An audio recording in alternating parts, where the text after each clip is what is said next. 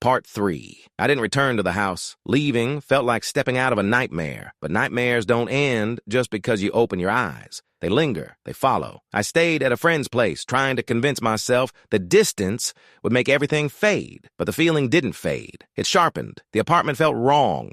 Too quiet, too still, like the world was taking careful step around me, avoiding something I couldn't see. I tried to sleep on the couch. The light from the street lamps made long shapes on the ceiling, stretching like fingers reaching for me. Every sound, a creak, a sigh of the building, distant traffic, sounded like a warning I couldn't understand. At some point, I drifted off. When I woke up, the air was ice cold. Not the kind of cold from a draft. It felt like stepping into a freezer. Sudden, biting, unnatural. My breath came out pale in the darkness. I sat up slowly. Something in the apartment had changed. The shadows weren't where they had been before. They looked, moved, shifted into corners they didn't belong to, pooling like liquid darkness. Then I heard it. A breath. Long, slow, painfully deliberate. It came from the hallway. I pulled the blanket to my chest without thinking, as if thin fabric could protect me from something I couldn't explain. Another breath, closer this time, almost curious. Then the whisper slithered down the hallway like a trail of cold wind. "Hi, Daniel." Everything inside me clenched.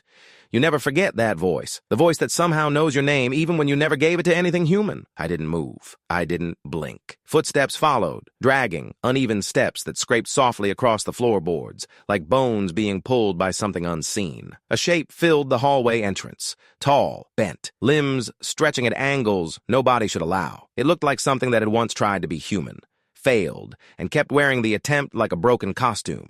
Its head tilted slowly to the side until it nearly touched its own shoulder. I heard a crack. When it did, a dry, brittle snap. It stepped into the room.